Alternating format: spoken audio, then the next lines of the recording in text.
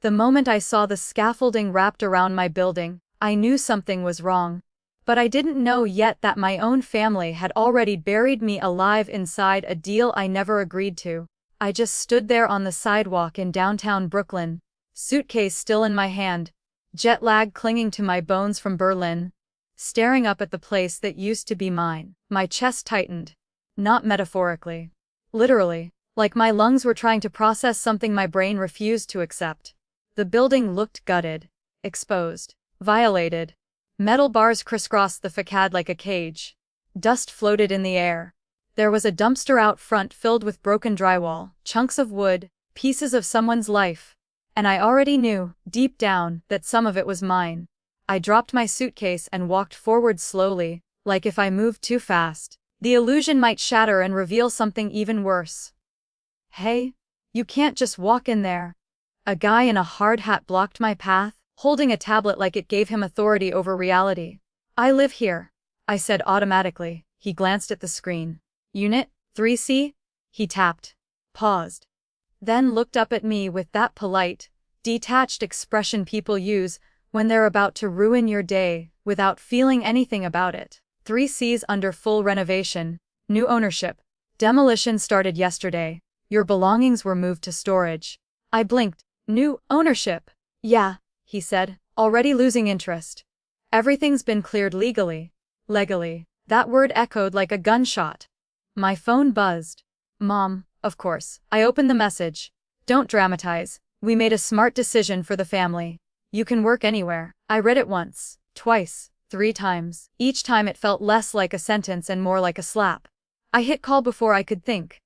Dad picked up. Addison, he said casually, like I had just called to chat about dinner plans. You're back early. I didn't say hello. Did you sell my studio? Silence. Not shocked silence, not confused silence. Just a pause. The kind that means they're deciding how honest they want to pretend to be. It wasn't just a studio, he said finally. It was an asset. My grip tightened on the phone. It was mine. It was part of the family portfolio, he corrected, already irritated. And we needed liquidity? For what? I snapped, even though I already knew the answer. For your brother. My mom's voice cut in, sharp and controlled as ever. Samuel needed capital for his startup. This was an investment. I laughed. Not because it was funny. Because if I didn't laugh, I was going to break right there on the sidewalk. You sold my grandfather's loft, I said slowly, to fund Samuel's latest almost successful tech fantasy. Watch your tone. Dad warned. No, you watch yours? I fired back. That place wasn't just real estate. It's a room. Samuel's voice came through now, impatient, like I was wasting his time. Relax. You're acting like we burned down your childhood. My jaw clenched so hard it hurt. It was my childhood. God, Addison? He groaned. You're always so emotional. It's inefficient. I closed my eyes. There it was. That word again. Emotional. Their favorite insult disguised as concern. You didn't even use the space properly, he continued. I'm building something scalable. Something real. Investors don't care about your little art therapy sessions. My nails dug into my palm. My little art therapy sessions pay your emergency bills every time your real ideas crash and burn. Silence. Then my mom again, cool and surgical. You'll be fine. You always land on your feet. That wasn't comfort. That was dismissal. Translation, you don't matter enough to break. I hung up without another word. Because I suddenly understood something I had been avoiding my entire life. This wasn't a misunderstanding. This was a decision, a deliberate, calculated choice where I wasn't even considered. I walked into the building anyway. Dust hit my throat instantly. The hallway looked stripped. Mailboxes gone, walls scraped, everything reduced to raw, ugly layers underneath. Like someone had peeled the skin off my life, I climbed the stairs slowly. Each step felt heavier than the last. When I reached the 3rd floor, I already knew what I was going to see. Still, nothing prepared me for it. My door, was gone. Not open, not unlocked. Gone. Inside, workers were tearing down walls like it meant nothing. Like it wasn't sacred. Like it wasn't mine. Hey, you can't be in here. I ignored him. I stepped inside.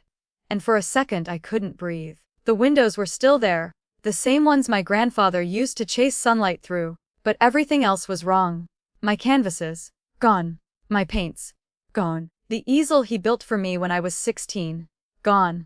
Replaced by debris, by destruction, by strangers deciding what mattered and what didn't. This area's cleared, the foreman said, trying to usher me out.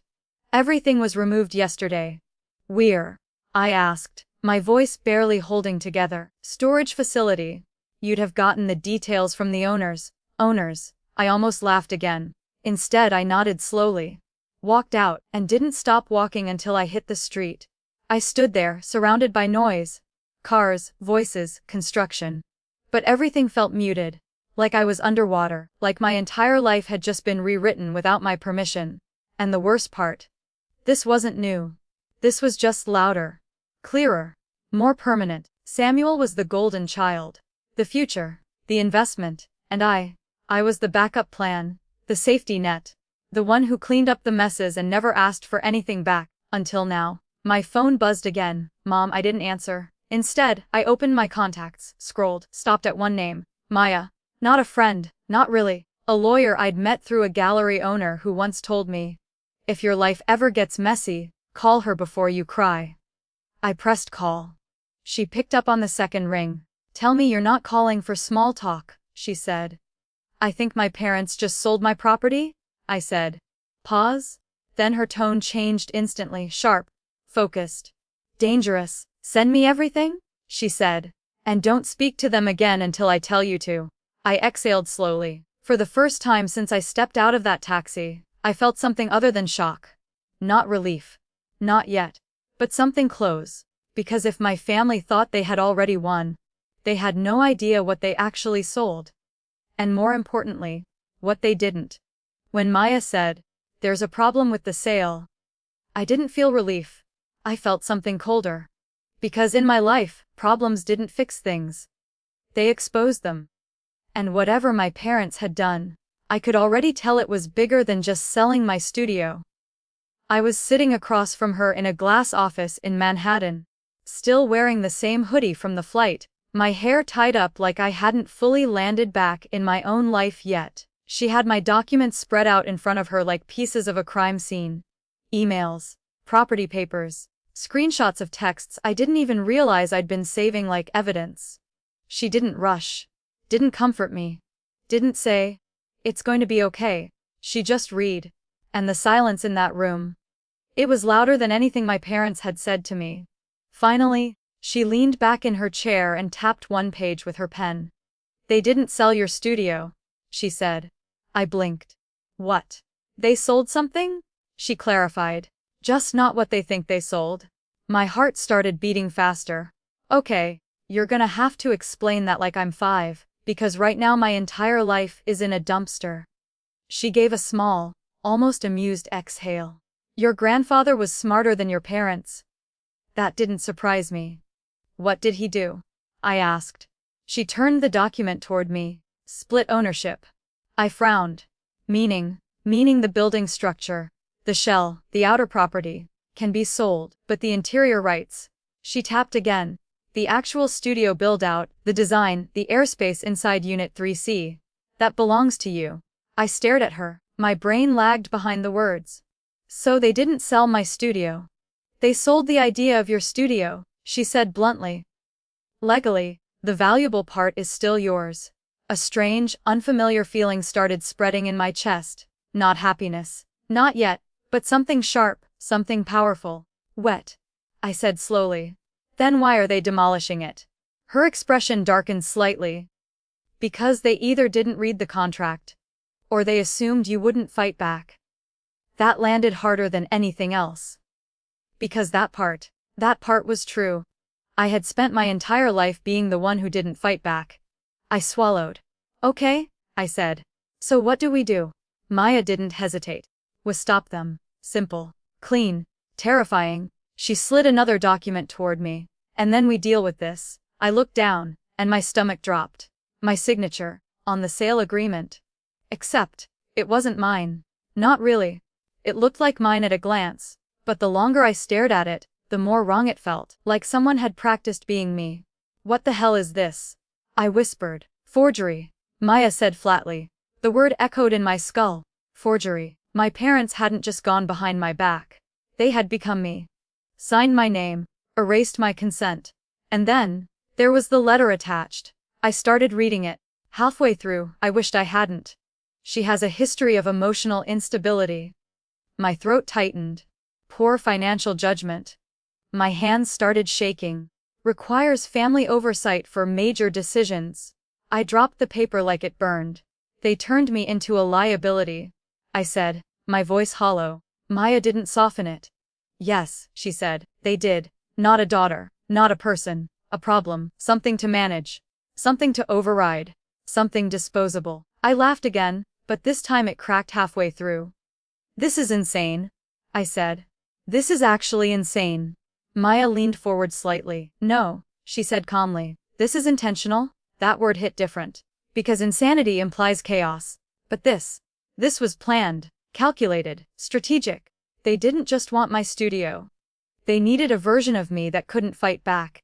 And they created one. I sat there in silence for a long moment. Processing, replaying every conversation. Every time they told me I was too emotional. Every time they dismissed my work. Every time Samuel called my life inefficient. It wasn't random. It was conditioning. They needed me small enough to ignore. And I had been. Until now. "What happens next?" I asked quietly. Maya's eyes locked onto mine. "We hit them where it hurts." Something in her tone made my spine straighten. "We file an emergency injunction to stop the demolition," she continued. "We notify the developer that they don't own what they're destroying, and we open a fraud case." Fraud, criminal, legal. These weren't words my family used. They used words like family, support, sacrifice. Words that sounded warm, until you realized they were just tools. I nodded slowly. "Do it." She didn't smile. Didn't congratulate me. She just started working. By that afternoon, everything had shifted. Emails were sent, notices were filed. Phones started ringing, and mine didn't stop buzzing. "Mom, Dad, Samuel." Over and over again, I stared at the screen like it was a test. The old me would have answered. Apologized. Smoothed things over. Tried to fix it. But this time, I let it ring. Every single time. Because for once, I wasn't the one who broke something. 2 days later, they showed up at my temporary apartment in Williamsburg. Of course they did. They didn't knock. They never knocked. Mom walked in like she owned the place, her heels clicking against the floor like a warning shot. Dad followed, quieter, already looking tired. Samuel stood behind them, gripping his phone like it was the only thing keeping him grounded. "You look terrible," Mom said immediately. I leaned against the counter. "Good to see you too." "We need to talk," she said. "You needed to talk before you forged my signature," I replied. Dad flinched. Samuel looked away. Just for a second. But it was enough. Mom didn't react at all. "We did what we had to do," she said. "For Samuel." I shot back. "For the family," she corrected. There it was again. That word family. Used like a weapon. Samuel stepped forward, frustration already bleeding through. "You filing that injunction. That's a problem," he said. "You're scaring investors." I laughed under my breath. "My walls are literally in a dumpster," I said. "But yeah. Your investors must be terrified." "Stop being dramatic," he snapped. "Stop being entitled." I fired back. The room went still. Because I had never said that to him before. Not once. Mom's expression hardened. "You're being selfish," she said coldly. I stared at her. Really stared this time. And for the first time in my life, I saw it clearly. They didn't think they were wrong. They thought I was inconvenient. "You can paint anywhere," she added, slower now. "You don't need that space." Something inside me shifted. Not broke. Shifted. Because I finally understood the truth. They weren't confused. They weren't sorry. They weren't even trying to justify it anymore. They just expected me to accept it. Like I always had. I pushed off the counter. "Get out," I said. Mom blinked. "What? You heard me?" Samuel scoffed. "You're seriously choosing this hill to die on." I met his eyes. "No," I said quietly. "This is the hill I finally stand on." Silence. Heavy. uncomfortable, unfamiliar, and for the first time, they didn't know what to do with me. Because I wasn't playing my role anymore. And that scared them more than anything else. But what they didn't realize yet. This wasn't just about the studio anymore. It wasn't even about the money. It was about something much bigger. Something they had been taking from me my entire life. And I was finally ready to take it back. And when Maya told me to meet them at the construction site the next morning, I knew exactly what was about to happen. Because this time, they weren't walking into a conversation. They were walking into a revelation they would never recover from. And I couldn't wait to see their faces when they realized. They had just destroyed a deal they never actually owned. The moment my brother said, "Please," I knew something had already gone very, very wrong for him. Because Samuel Carter didn't say please. He negotiated, he demanded, he expected. But he never begged. And yet there he was, standing under the gray Brooklyn sky outside my building, jaw tight, eyes bloodshot, voice cracking just enough to betray the panic he was trying to hide. "Just call it off, Addison," he said. "We can fix this." Fix. That word almost made me smile, because the only thing they had ever fixed in my life was me. Or at least, the version of me they needed. I stood there across from them. My parents on either side of him like a carefully constructed illusion of authority. And for the first time, I didn't feel small. I felt still. Grounded. Dangerous in a quiet way. The scaffolding rattled slightly in the wind above us, metal tapping against metal like a ticking clock. Mom crossed her arms, already annoyed. "Stop enjoying this," she snapped. I tilted my head slightly. "Enjoying what?" "This." She gestured sharply around us. "This performance." Performance. I almost laughed again. Because if anyone had been performing my entire life, it was them. "You keep saying that," I said calmly. "Like I'm the one pretending." Samuel ran a hand through his hair, pacing now. "This is serious?" he said. "You're messing with real money, real timelines." "My studio is gone," I said. "That feels pretty serious to me." "It's a space," he snapped. "It's my grandfather." I shot back. That landed. For a split second. Then he hardened again. "Sentiment doesn't scale," he muttered. There it was. That cold, clinical worldview. Everything reduced to value. Profit. Efficiency. Even people. Mom stepped forward, her voice dropping into that sharp, controlled tone she used when she wanted to sound reasonable. But wasn't. "You've made your point," she said. "Now stop." I looked at her. Really looked. At the perfectly styled hair. The flawless makeup. The composure she wore like armor. And I realized something that hit harder than anything else so far. She wasn't nervous. She was irritated. Like this whole situation was just inconvenient. "You can paint anywhere," she repeated, slower this time. "You don't need that building." And that's when I smiled. Not wide, not dramatic. Just enough, because finally, I had something they didn't understand. Samuel noticed immediately. "What's funny?" he demanded. There it was. The crack, the shift in power. They could feel it. That something had changed. And it scared them. I let the silence stretch. Long enough to make them uncomfortable, long enough to make them lean forward without realizing it. My grandfather used to say silence wasn't empty. It was pressure. And right now, I was letting it build. "The studio you sold, I said slowly. Then stopped. Mom's eyes narrowed. "Finish that sentence," she snapped. I didn't. Instead, I glanced over their shoulders. Right on cue. Maya walked up beside me, heels steady against the pavement, a folder in her hand. She didn't rush, didn't raise her voice. Didn't need to. "Good morning," she said, like this was just another business meeting. Mom stiffened instantly. "Who is this?" she demanded. "My attorney," I said. Samuel exhaled sharply, already irritated. "Of course you hired a lawyer," he muttered. Maya ignored him completely. She pulled a single document from the folder and held it out. Not to me, but to them. "Let's keep this simple," she said. Mom didn't take it. "Whatever this is, we've already handled the legal side." "No." Maya cut in smoothly. "You handled paperwork." That shut her up, for a second. Maya continued, calm and precise. "You sold the building's shell interest," she said. "The external structure, The development rights tied to that portion. Samuel frowned. Yeah, we know what we sold. No, Maya said again. You don't. And then she dropped it, clean, sharp, final. You didn't sell Unit 3C's interior rights. Silence. Real silence this time. The kind that hits your ears like pressure. Samuel blinked. What? Mom gave a short, brittle laugh. That's not even a thing. Maya didn't react.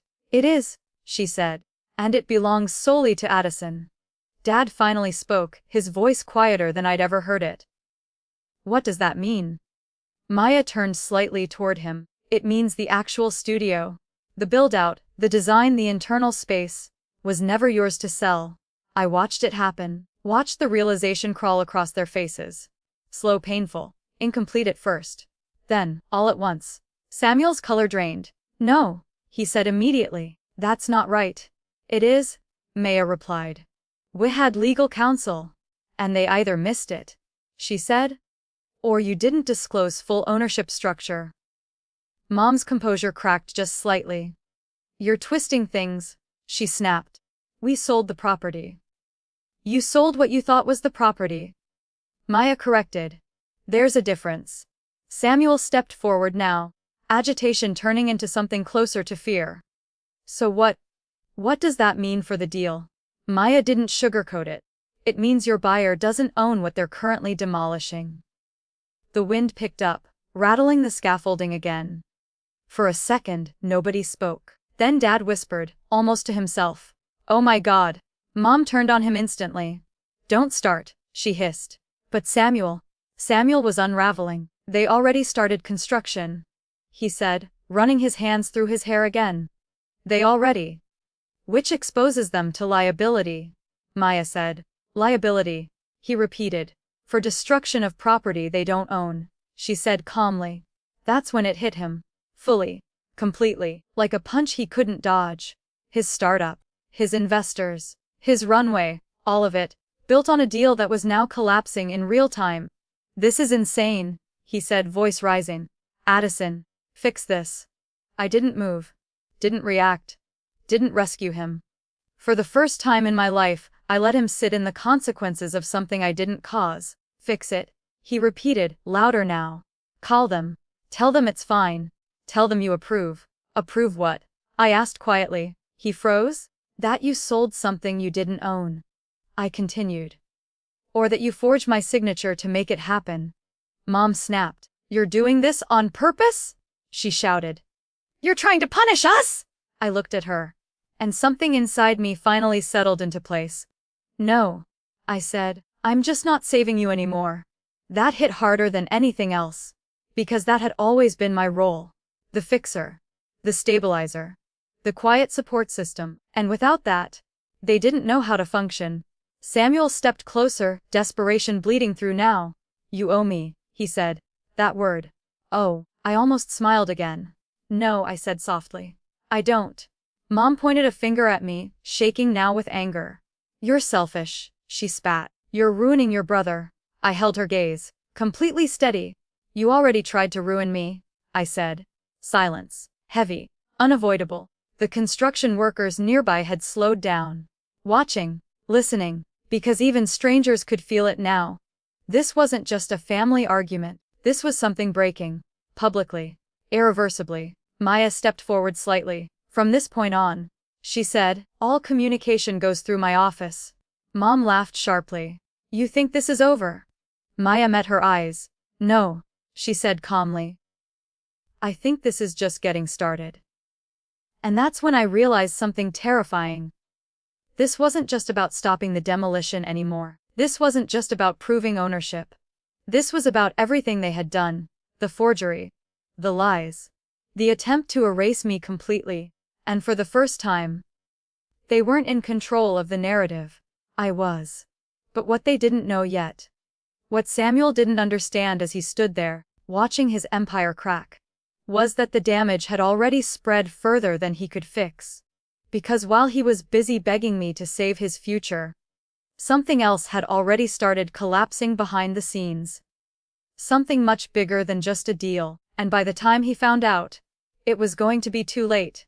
The moment the judge said, "Stop, work order granted," Samuel didn't just look shocked. He looked hollow, like someone had reached inside him and pulled out the part that believed he was untouchable. And I felt it too. Not satisfaction. Not exactly. Something quieter.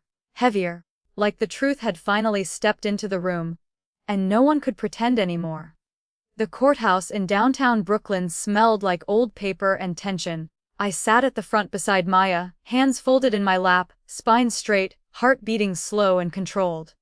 Across the aisle, my family looked different. Not smaller, just real. Mom's perfect composure had cracks in it now. Tiny but visible.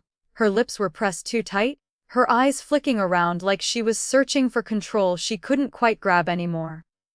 Dad looked exhausted, like the weight of everything was finally settling on him all at once. And Samuel, he couldn't sit still. His knee bounced. His fingers tapped, his jaw clenched and unclenched like he was trying to chew through the reality he was trapped in. Maya didn't perform. She didn't dramatize. She just laid it out. Clean, precise, unavoidable. The defendants executed a property transaction without full ownership rights, she said, her voice steady. They forged my client's signature and misrepresented her legal and mental capacity in writing to facilitate the sale. The word forged echoed in the courtroom. I saw Dad flinch again. Mom didn't. Of course she didn't. Maya continued. The interior rights of Unit 3C remain solely under my client's ownership. Any ongoing demolition constitutes destruction of property not legally transferred. The judge leaned forward slightly. Calm, focused, cold. And the signature, he asked. Maya slid the document forward. Expert review pending, Your Honor, but preliminary analysis shows clear inconsistencies. Samuel's lawyer stood up quickly. Your Honor, this is a misunderstanding. It's a pattern. Maya cut in smoothly. Silence.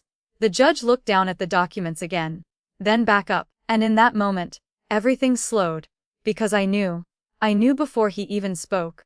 Temporary injunction granted, he said. I'll work on the interior is to cease immediately pending further review. It wasn't loud. It wasn't dramatic. But it landed like a bomb. Samuel's shoulders dropped. Actually dropped. Like his body couldn't hold itself up anymore. Mom inhaled sharply. Dad closed his eyes for a brief second. And me, I just sat there. Still. Because for the first time in my life, someone had listened. Someone had looked at the facts, and chosen me. Outside the courthouse, the air felt different. Colder, sharper. Real. I stepped down the stairs slowly, Maya beside me, her heels clicking in that same steady rhythm. Behind us, I could hear them, my family. Their voices low at first, then louder. Then, Addison, Mom's voice. I stopped, not because I had to. Because I wanted to. I turned slowly. She walked toward me, her expression carefully controlled again. But not quite as flawless as before. You're going too far, she said quietly. I tilted my head. Too far. Yes, she said. This doesn't need to escalate like this. I almost laughed. Didn't. Forgery feels like a pretty big escalation, I said. Her jaw tightened. That's not what this is. Then what is it? She hesitated. Just for a second. And that hesitation. That was everything, because she didn't have a better version of the truth. We were trying to help your brother, she said finally. There it was again. The justification. The excuse. The thing that made everything okay in their minds. I stepped closer. Not aggressive. Not loud.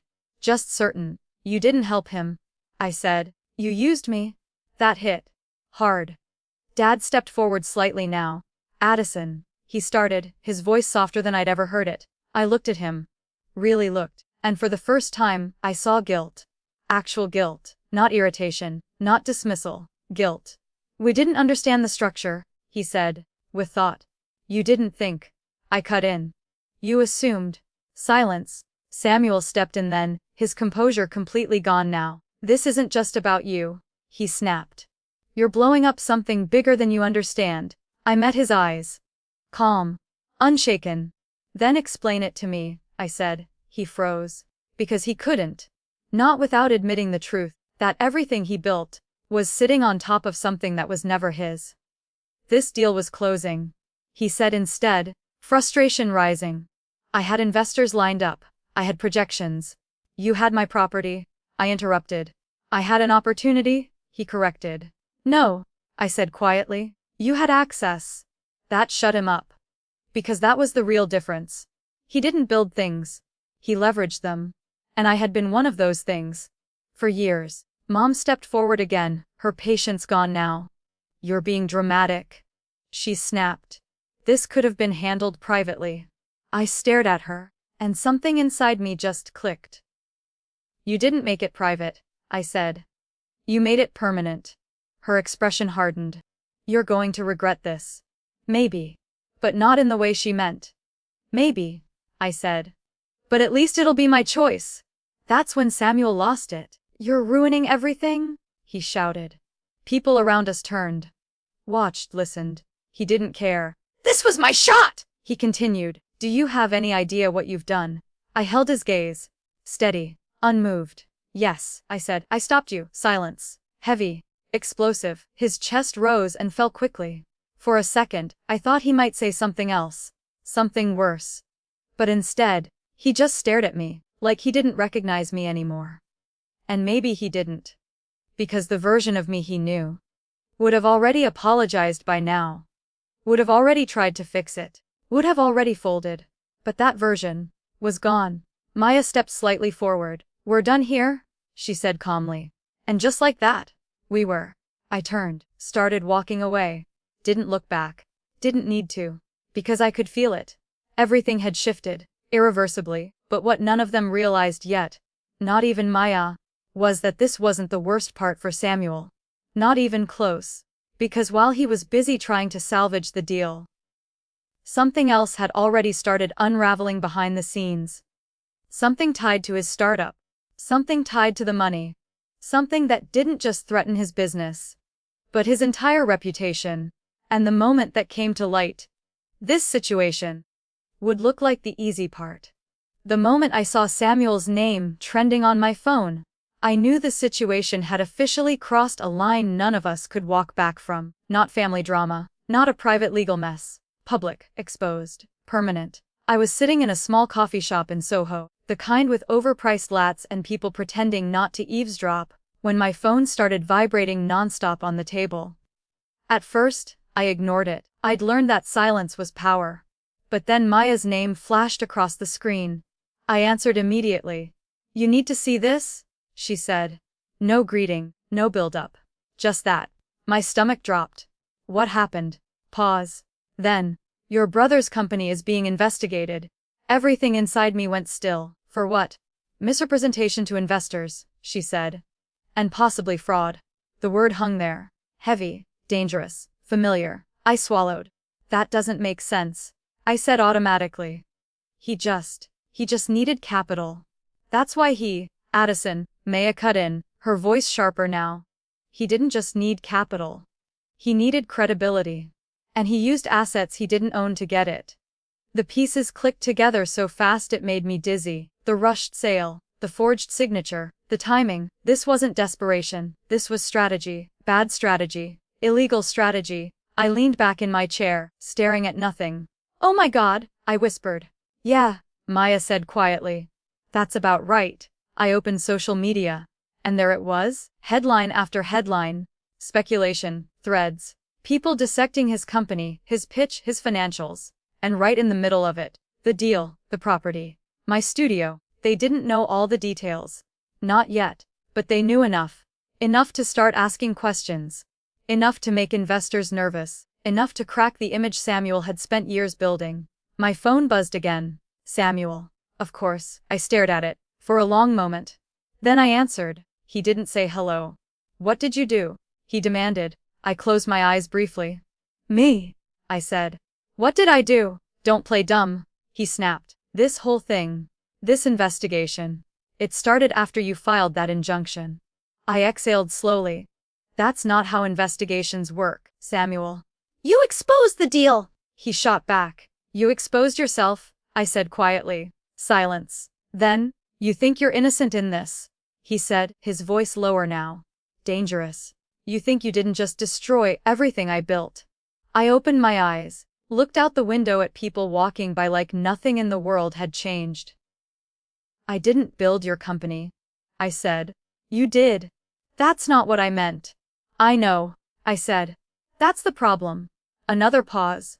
Longer this time. He was breathing harder now, trying to hold on to something that was already slipping. They're pulling out, he said finally. There it was. The real fear.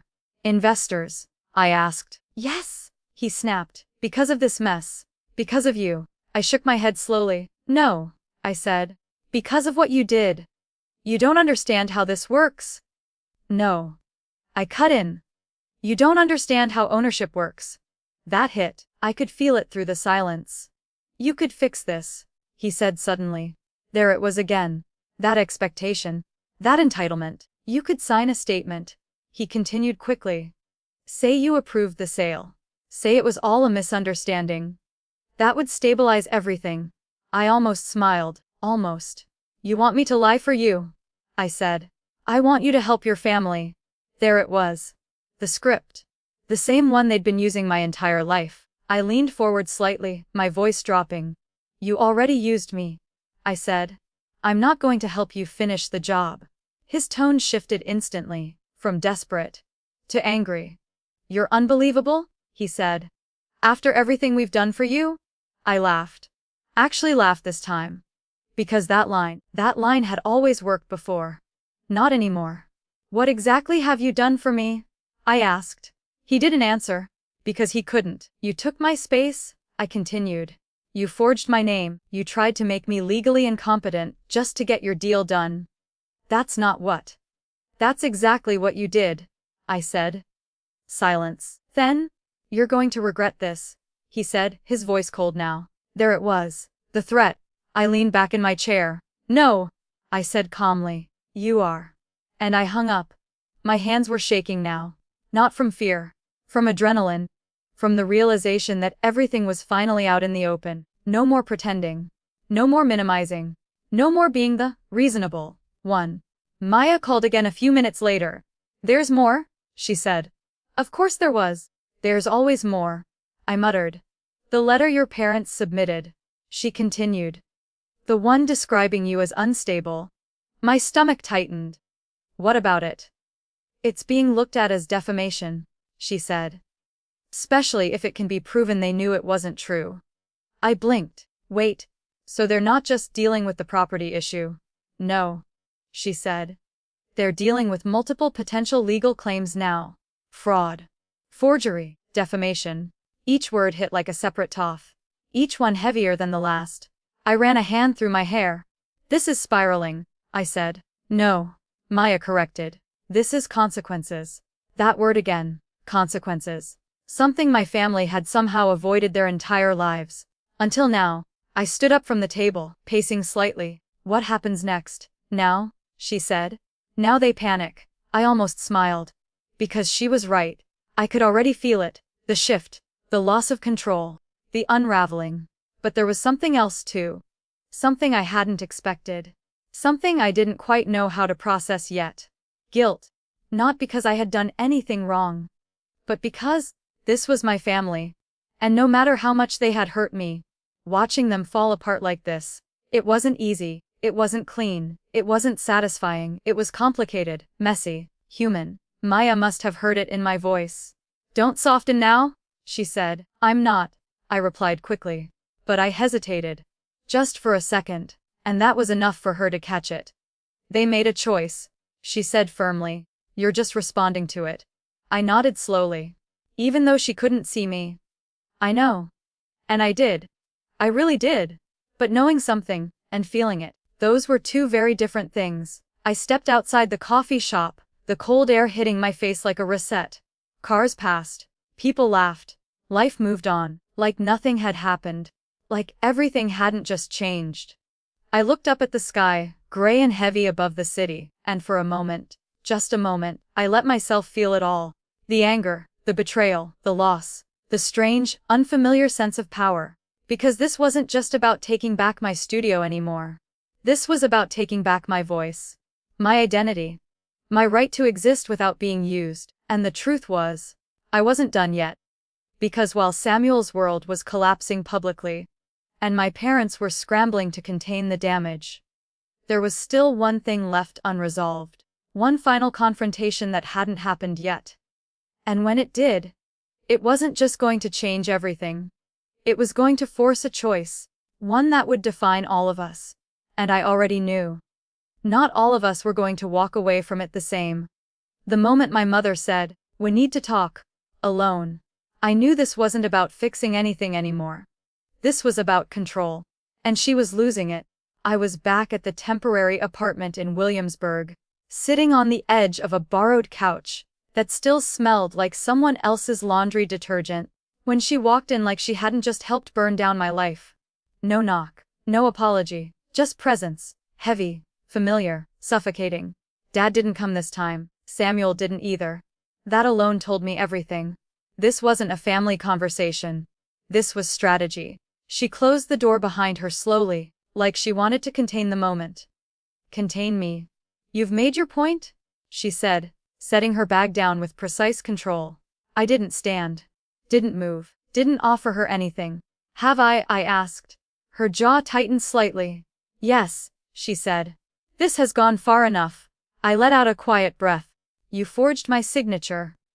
"We've been over this," she snapped. "That's not how I see it." I tilted my head. "That's the problem," I said. "You don't see anything unless it benefits you." That landed. Not loudly, but deeply. She walked closer, her heels clicking against the floor like a countdown. "You think you're winning here," she said, lowering her voice. "You think this ends well for you." I looked up at her. Calm. Steady. "I think it already has," I said. That wasn't the answer she expected. I saw it in the slight flicker in her eyes. Because in her world, winning meant control, power, outcome. But for me, winning had already happened the moment I stopped letting them define me. "You've embarrassed this family," she said, her tone sharpening again. "Publicly." I almost smiled. Good. That stopped her cold. For a second, just long enough for the mask to slip. "You don't mean that?" she said quickly. "I do," I replied. "Because for the first time, the truth is louder than whatever story you've been telling about me." Her expression hardened. "That story protected you," she snapped. Protected, that word made something in my chest twist. "You didn't protect me?" I said quietly. "You managed me?" Silence. Heavy, uncomfortable. Real. She turned away slightly, pacing now. And that's when I noticed it. The difference. She wasn't composed anymore. Not fully. There was something underneath now, something raw. Something close to desperation. "You don't understand what this is doing to your father," she said, her voice shifting. Ah, there it was, the emotional pivot. The guilt play. I didn't react. "You're hurting him," she continued. "You're tearing this family apart." I let that sit for a moment. Then, "No," I said softly. "You did that." She spun back toward me. "That's not fair. Neither was what you did to me." Her eyes flashed. "You're exaggerating." I stood up slowly now. Not aggressive, not loud, just present. "You forged my name," I said. "You sold something that wasn't yours. You told people I was unstable to justify it." Each word landed like a step forward. "And now you want me to what?" I continued. "Smile. Fix it? Pretend it didn't happen." She didn't answer. Because there was no version of this where she looked right. "You've always been dramatic?" she said finally, her voice colder now. I laughed under my breath. "Yeah," I said. "Maybe." And then I stepped closer. Close enough that she had to look at me. Really look, and maybe that's the only reason you couldn't erase me completely. That hit hard. Because it was true. If I had been quieter, more compliant, less difficult, they would have gotten away with it completely. She looked at me like she didn't recognize me anymore. "Who are you right now?" she asked. I didn't hesitate. "Someone you can't control?" Silence. Long, heavy. Final. And for the first time in my life, she didn't have a response. She just stood there, processing, recalculating, losing ground. "You're making a mistake," she said finally, but there was less certainty in it now. "Maybe," I replied. "But it's mine." That was the difference. That was always the difference. She picked up her bag slowly, adjusted it on her shoulder, composed herself again, but it wasn't the same. It couldn't be, because something had already broken. "You're going to be alone after this," she said, her voice quieter now. Not a threat. Not exactly. More like a prediction. I thought about that. Really thought about it. About the silence. The distance. The absence of the only family I had ever known, and for a second, just a second, it scared me. But then I remembered something. The way I felt standing in that empty studio. The way I felt holding my grandfather's stool in that storage unit. The way I felt the first time I said no and meant it, and I realized, I already knew what alone felt like. I'd been living it my entire life. I'd rather be alone, I said quietly, than be used. That was it, that was the line. The one that couldn't be undone. She nodded once, tight, controlled, final. Then she walked to the door, paused. Without turning around, she said, "You're not as strong as you think you are." I smiled slightly. "You're right," I said. She hesitated. "Just enough, I'm stronger."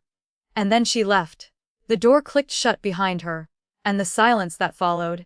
It wasn't heavy anymore. It wasn't suffocating. It was clear, clean, mine. I stood there for a long moment, just breathing, letting it settle, letting it become real. Because something had shifted again, not just between us, inside me, but even as that clarity settled in, my phone buzzed. "Maya," I answered. "There's a development," she said immediately. Of course there was. There's always a development, I muttered. "This one's different," she said. Something in her tone made my chest tighten. "What is it?" Pause. "Then? They're considering pressing criminal charges." My breath caught. "Against who?" "You already know the answer." I closed my eyes slowly. Because yeah, I did. Forgery, fraud, defamation. This wasn't just falling apart anymore. This was crossing into something permanent. Something irreversible. "What happens if they do?" I asked quietly. Maya didn't hesitate. "It changes everything." I opened my eyes, stared at the empty room, at the space that was finally mine, even if it was temporary. Even if it came at a cost. "Then I guess everything's about to change," I said, but what I didn't say, what I wasn't ready to admit yet, was that this next step, this wasn't just about justice anymore. This was about a choice. A final one, because if this went forward, if the charges were filed, there would be no going back, no fixing it, no rebuilding anything that used to exist. And the question wasn't just what would happen to them. The real question was, who would I be after it was all over? The moment Maya said, "They're ready to move forward," my chest didn't tighten. It went completely still. Because this was it. The point of no return. Not the arguments. Not the courtroom. Not the headlines. This. The decision. We were sitting in her office again in Manhattan, the same glass walls, the same quiet hum of the city outside. But everything felt different now. Heavier. Final. She slid a file across the table toward me. Inside were copies of everything. The forged signature. The sale documents. The letter describing me as unstable. Samuel's investor communications tied to the property. Every piece of it laid out like a story that couldn't be rewritten anymore. "They're recommending charges," she said. I didn't touch the file. "Against all of them?" I asked. "Primarily your parents," she said. "But your brother could be implicated depending on what they prove about his involvement." I let that sink in. Slowly. Carefully. Because this wasn't just legal anymore. This was personal in a way that went deeper than anything before. "What happens if I say yes?" I asked. Maya didn't soften it. "They move forward," she said. "It becomes a criminal case. There will be investigations, interviews, possibly arrests." Arrests. That word didn't feel real. Not connected to them. Not connected to the people who raised me. But then again, neither did forgery. Neither did selling my life out from under me. Neither did trying to erase me on paper. "And if I say no?" I asked. She held my gaze. "Then it stops here," she said. "You keep your civil case. You keep your property. But the criminal side fades. Fades. Like nothing ever happened. Like it was just another family misunderstanding." I leaned back in my chair, staring at the ceiling for a second.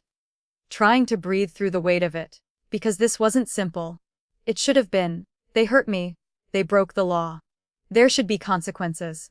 But this wasn't just consequences. This was destruction. Of them. Of whatever was left of us. And I wasn't sure what that made me. You're hesitating? Maya said. Not judgmental, just observant. Yeah, I admitted. Why? I let out a slow breath. Because no matter what they did, I said, my voice quieter now, they're still my parents. Silence. Maya nodded slightly. That doesn't make them innocent. I know. And it doesn't make you responsible for protecting them. I know that too. But knowing something didn't make it easy. I looked down at the file again. At my name. At their names. All tied together in a way that felt impossible to separate. They thought I wouldn't fight back, I said softly. Maya didn't respond. She didn't need to. Because that was the truth underneath everything. They didn't just take my studio. They bet on me staying quiet. And for most of my life, that would have been a safe bet. I closed my eyes for a moment, and memories hit me all at once. Family barbecues in the backyard where Samuel was always the center of attention. Football games where my dad cheered louder for him than he ever did for me. Late nights in my studio where I told myself it was okay to be overlooked as long as I had my space. My space. The one thing that was mine. Until it wasn't, until they decided it was more useful to them than it was to me. I opened my eyes. Looked at Maya. What would you do? I asked. She didn't answer immediately, because she knew this wasn't a legal question. It was a human one. Finally, I'd ask myself one thing, she said. What? Are you choosing this because it's right for you? Or because it's easier for them?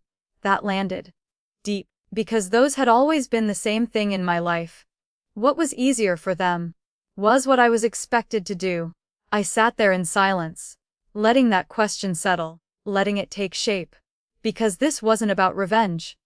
It wasn't even about justice, not really. It was about something simpler, something I had avoided my entire life. Choosing myself. Not the version of me they needed. Not the version that kept the peace. Not the version that made everything easier, me. And the truth was, that version of me. She didn't exist before this. She was being built right now. In this moment. With this choice. I reached forward slowly, placed my hand on the file, felt the weight of it.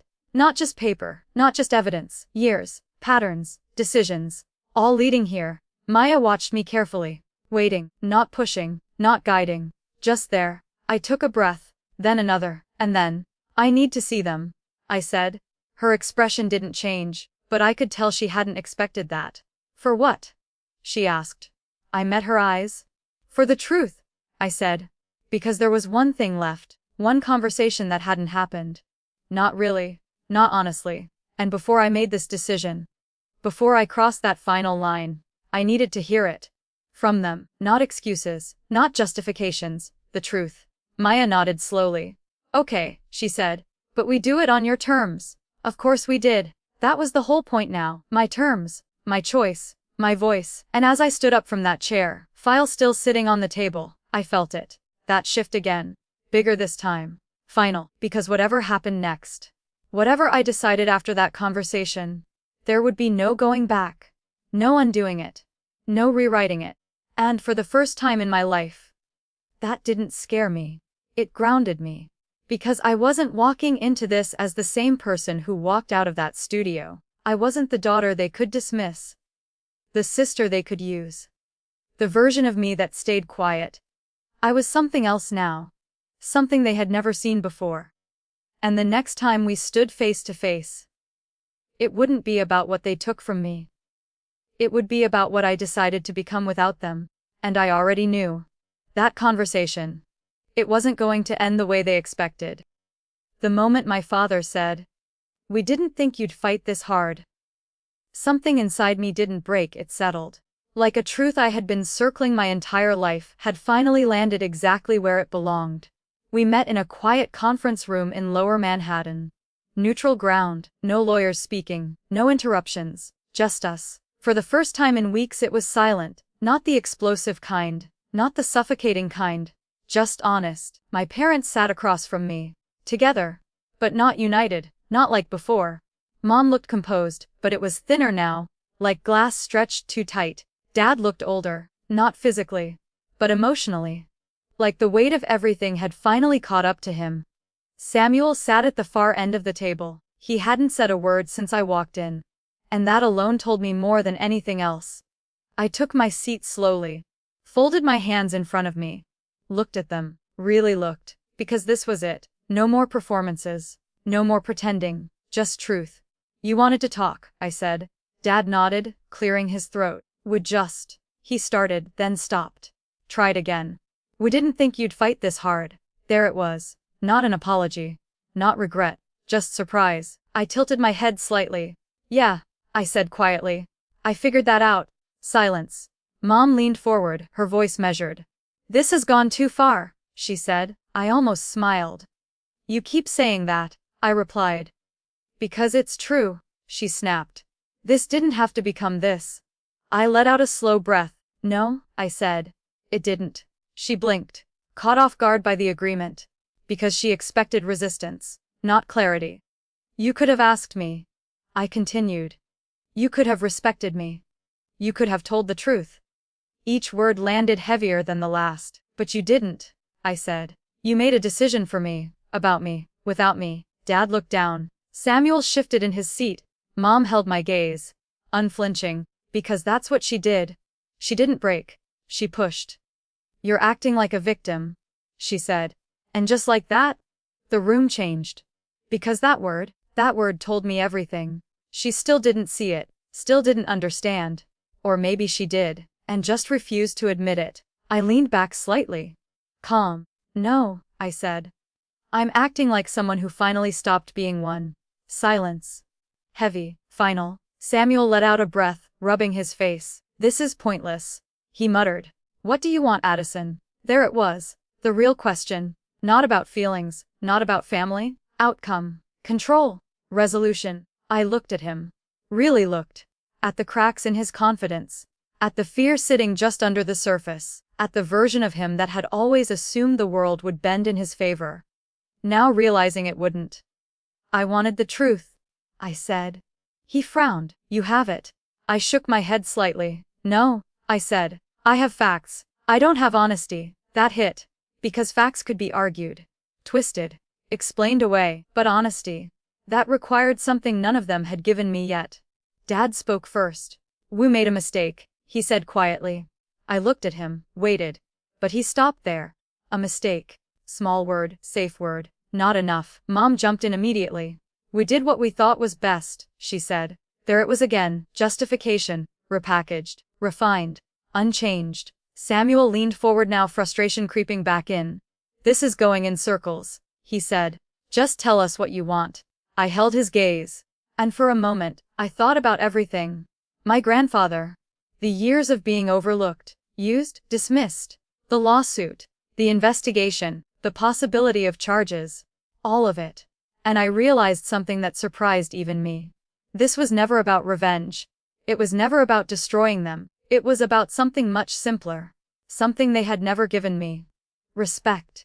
I want you to say it, I said. Mom's eyes narrowed. Say what? The truth, I replied. Silence. Long. Uncomfortable. Because they knew exactly what I meant. Dad looked at Mom. Samuel looked away. And for the first time, they didn't have a script. You took something that wasn't yours, I said. You lied about me to justify it. You expected me to accept it. Each word stripped the situation down to its core. No business terms, I added. No family decisions. No investments. Just the truth. Mom's jaw tightened. Her eyes flickered. For a second. Just a second. I thought she might actually say it. But then. You're oversimplifying it, she said. And just like that, I knew. This wasn't about inability. It was about refusal. She wouldn't say it. Because saying it would mean admitting something she had spent her entire life avoiding. That she was wrong. That she crossed a line. That she hurt me. And without that, there was nothing left to fix. I nodded slowly. Not angry. Not surprised. Just done. Okay, I said. Samuel leaned forward again. Okay, what? I stood up, pushed my chair back, and for the first time since this started, I felt completely clear. Okay means I have my answer, I said. Dad looked up quickly. Addison. I shook my head gently. No, I said. You already said everything you're going to say. Mom's expression hardened again. So what now? She asked. There it was. Outcome. Always outcome. Took them in one last time. Not as roles. Not as expectations. Just as people. Flawed. Complicated. And finally, separate from me. Now, I said softly. Now I choose me. Silence. Final. Irreversible. Samuel scoffed slightly, shaking his head. You're really going through with this? He said. I met his eyes. Steady. Unapologetic. Yes. Because this wasn't about them anymore. Not really. This was about me deciding what I was willing to live with, and what I wasn't. I turned, walked toward the door. Addison. Dad called after me. I paused, hand on the handle. But I didn't turn around. I'm sorry. And this time, it sounded real. Too late. But real. I closed my eyes for a brief second. Let it land. Let it exist. And then, I know, I said quietly. And I walked out. A few weeks later, the charges moved forward. The investigation expanded. Samuel's company collapsed under scrutiny. Investors pulled out. Partnerships disappeared. And my parents, for the first time in their lives, had to face consequences they couldn't talk their way out of. I didn't celebrate. Didn't gloat. Because none of it felt like winning. It felt like truth. Finally catching up. The first time I stepped back into my studio, my real studio. It didn't look the same. The walls were scarred. The floors stripped. The air still carried dust. But the light was still there, pouring through those same windows my grandfather used to stand in front of. Unchanged. Unapologetic. I stood in the middle of the space, took a breath, and for the first time, it felt like mine again. Not because of ownership. Not because of legal documents. But because I had finally chosen it. Chosen myself. I picked up a piece of charcoal from my bag, walked to a bare section of wall, and without hesitation drew the first line. Dark, certain, unapologetic. Because in the end, they didn't just lose the studio. They lost the version of me that would have let them take it. And maybe that was the most expensive thing they never realized they were gambling with. Because the moment you stop being useful to people who only value you for what you provide, is the exact moment you finally start belonging to yourself.